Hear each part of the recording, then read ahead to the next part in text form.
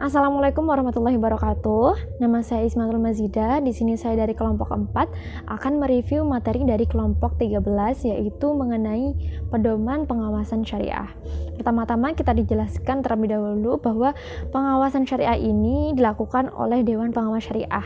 DPS berperan sebagai pengawas dari lembaga keuangan syariah yang mengawasi setiap operasional kegiatan lembaga keuangan syariah, baik itu bank syariah, asuransi syariah, pasar modal syariah, dan lain sebagainya, sehingga semua lembaga keuangan syariah dapat berjalan sesuai dengan syariat Islam.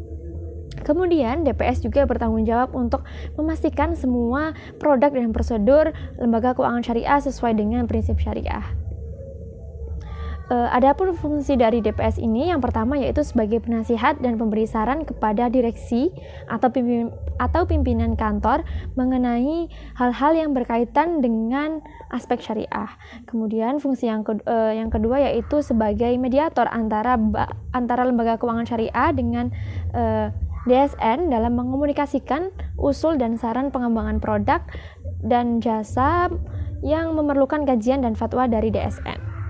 Yang ketiga yaitu sebagai perwakilan DSN yang ditempatkan pada lembaga-lembaga keuangan syariah.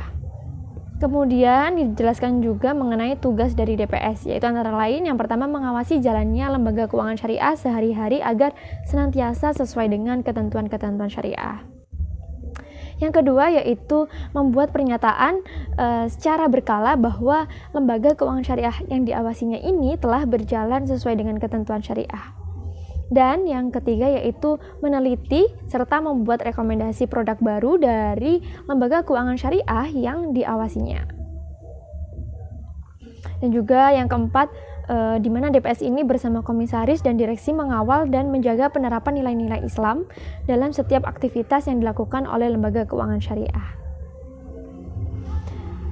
Kemudian dalam pedoman pengawasan lembaga keuangan syariah haruslah mempunyai Dewan Pengawas Syariah dalam jajaran direksinya. Biasanya itu ada 2 orang atau tidak lebih dari 50% jumlah keseluruhan jajaran direksi. Adapun seorang DPS juga harus berintegritas baik secara moral maupun secara keilmuan, serta harus mempunyai track record yang baik dalam dunia perbankan. Minimal tidak mempunyai kredit macet, seperti itu. Juga ada beberapa hal yang perlu diperhatikan dalam kaitannya dengan pengawasan, antara lain yang pertama proses pengawasan, yaitu penentuan standar, pengukuran, dan lain sebagainya. Yang kedua yaitu sistem informasi manajemen, dan yang ketiga program audit internal. Pedoman ini mengatur pokok materi minimum yang mana harus dimuat dalam laporan hasil pengawasan Dewan Pengawas Syariah perusahaan, yaitu yang pertama informasi umum, yang kedua yaitu pernyataan Dewan Pengawas Syariah, dan yang ketiga yaitu ringkasan hasil pengawasan dan rekomendasi. Hal ini harus tercantum dalam laporan dari DPS itu, yang mana DPS itu mempunyai suatu keefektifan, yaitu apabila suatu kinerja di suatu lembaga keuangan bisa dikatakan efektif apabila kinerja telah mencapai tujuan dan standar yang diterapkan. Standar pekerjaan adalah sejumlah kriteria yang menjadi ukuran dalam penilaian kerja Dewan Pengawas Syariah yang dipergunakan sebagai pembanding dan hasil pelaksanaan tugas-tugas dari suatu pekerjaan atau jabatan itu. Pemeriksaan atau penilaian ini dimaksudkan untuk menentukan sampai seberapa jauh dari sistem yang telah ditetapkan dapat diandalkan kemampuannya untuk memberikan keyakinan yang bahwa tujuan dan sasaran dapat dicapai secara efisien dan menentukan struktur tersebut sudah berfungsi seperti yang diinginkan.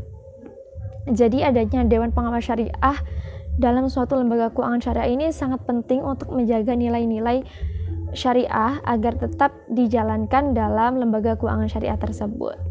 Sekian review materi dari saya. Apabila ada salah kata, saya mohon maaf. Wassalamualaikum warahmatullahi wabarakatuh.